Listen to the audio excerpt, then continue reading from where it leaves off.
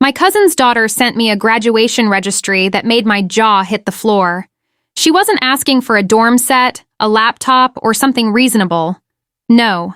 She wanted a brand new 2025 SUV, a $12,000 fund for a summer in Europe, and a Cartier luxury watch. And that was just the top 3 items. I replied with the only thing that felt right. Not happening. She shot back instantly. Then don't bother showing up. So I didn't. But what came after flipped the entire family against her instead. The truth is, I'd been angry with her long before that ridiculous registry. Her name is Lana. She's my younger cousin David's daughter, just turned 18, and she's been strutting around like she's royalty since she was 15. Entitled, smug, and so manipulative, it's scary. She's the golden child in the family. Everyone feeds that ego of hers like it's their full-time job. My aunt and uncle dote on her. David, who used to have a spine, now just shrugs it off and says she's confident. And his wife, Sophia, she treats Lana like she's her best friend instead of her daughter. They let her talk to them like they're her personal assistants. But me, I was the one she expected to bankroll her lifestyle. Why?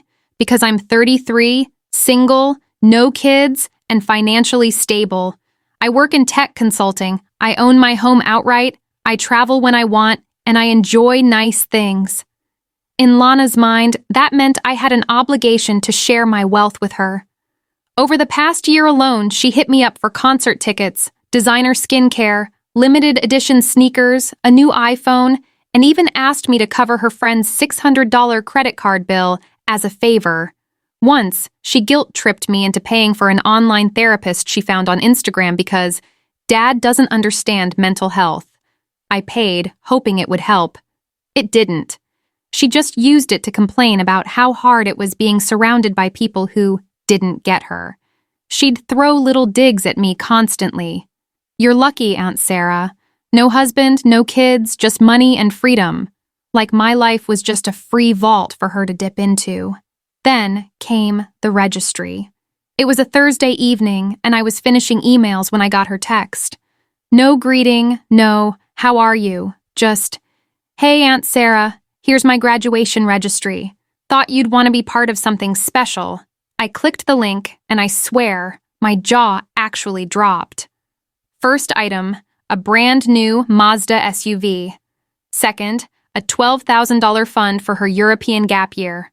Third, a Cartier watch retailing at just under $7,000, and it didn't stop. There were Balenciaga sneakers, a Hermes wallet, a Dyson Airwrap, a $20,500 spa retreat in Arizona. Not one laptop, not one dorm essential, not one thing for school. It wasn't a graduation registry, it was a spoiled princess wish list. I stared at the screen for a full minute, then sent the only response that made sense. Not happening, Lana. Her reply came instantly. Then don't show up. Just like that. Dismissed. I didn't reply. I didn't need to. That one sentence told me everything I already knew. She didn't see me as family. She saw me as a credit card with a pulse. So I didn't go to her graduation. I didn't say anything to anyone. I let them find out on their own.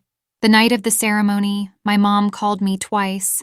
Then texted, "Why aren't you here? Lana's asking about you." Funny, considering 10 minutes earlier she'd told me not to come. Now she wanted to play the victim. I ignored it. The next day, David called, and I knew then they weren't going to let it go. They wanted answers, and for the first time in years, I was ready to give them.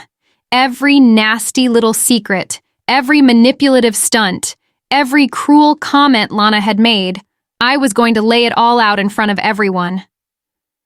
The registry was the spark, but the fire had been building for years, and this time, I wasn't going to be the one burned. Sunday came, and like always, the family gathered at my parents' place for a barbecue. Burgers on the grill, lemonade in plastic pitchers, lawn chairs scattered across the patio. David and Sophia were already there. And of course, Lana, glowing in her graduation halo, lounging on a deck chair like it was her coronation. She didn't even glance at me when I walked in. My mom gave me a quick hug and whispered, "I don't know what's going on between you and Lana, but please be civil." That was code for "don't ruin the day." Fine, I thought, but I wasn't here to ruin it. I was here to end it. We went through the motions, small talk, stories. My dad asked about my work. Sophia droned on about Lana's nails before graduation. Lana rolled her eyes at everyone and eventually pulled out her phone, bragging about the gifts she did get. A Chanel wallet from Sophia, a shopping spree from David, a weekend getaway from some family friend. My name didn't come up, not until my mom asked, "So, what did Sarah get you?" Lana didn't hesitate. She smirked and said, "Oh, she couldn't be bothered." My blood boiled. That was it. I put my glass down and said loud enough for everyone to hear, "No, I said I wasn't buying you a car, a $12,000 vacation, and a luxury watch. Because you're 18, not a celebrity." The patio went silent. Even Sophia froze mid-bite. David cleared his throat nervously. "Maybe we should talk about this later." "No," I cut him off. "Later has been years, David." Then I turned to my parents. "Do you know she asked me to pay for therapy because she said you two are emotionally dead? That she complains about you constantly?" I turned to David. "She told me you and Sophia are too small-minded to understand her dreams." David's face dropped. "Lana, is that true?" She scoffed. "That's out of context." "Oh, really?" I shot back. "Was it out of context when you asked me to cover your friend's credit card debt? Or when you said you don't respect a single adult in this family?" Sophia jumped in.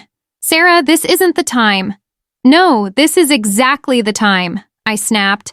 "I've spent nearly 2 years being used, insulted, and manipulated by a teenager who thinks we're all ATMs with names.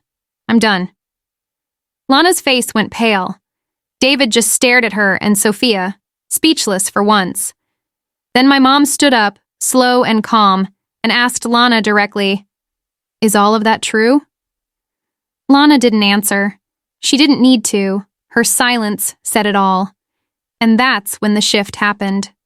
My dad, who'd been quiet all day, stood up and told Lana to hand over her phone. She refused. He took it anyway. David told her the vacation fund was gone. Sophia tried to argue, but he shut her down. "She just humiliated our entire family. You think that deserves a reward?" I didn't stick around long after. The damage was done. As I left, Lana glared at me like I'd ruined her life. Maybe I had, or maybe I'd just told the truth. The following week was eerily quiet. No calls from David, no texts from Sophia, nothing from Lana, just a check-in from my mom. By Friday, David finally called. He sounded tired. He admitted that after the cookout, Lana had a full meltdown, screaming, crying, locking herself in her room, accusing everyone of betraying her. But he also admitted something else. For the first time, he saw her without the golden child filter. He said, "I should have stepped in a long time ago. I let her treat you like you owed her. I'm sorry." I didn't need the apology, but it hit me. Not because it fixed things, but because it meant he finally saw what I'd been saying all along. Over the next few weeks, Lana went quiet. Then one afternoon, I walked out of my office and there she was, sitting on a bench outside in jeans, a plain hoodie, no designer bag, no makeup. She looked small. She asked me quietly, "Can we talk?" We walked to a coffee shop. She didn't order anything. She just said, "I was awful to you. I thought if people gave me things, it meant they loved me. That's how it worked at home. If I cried loud enough, someone fixed it.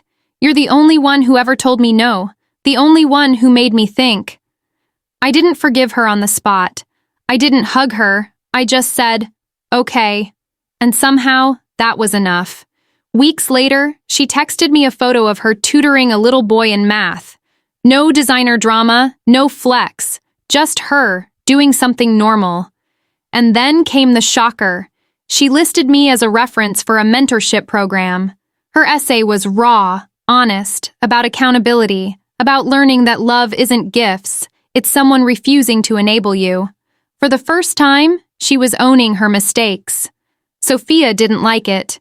She showed up at my door, furious that Lana had chosen me as her guiding adult. She accused me of trying to prove I was better than her.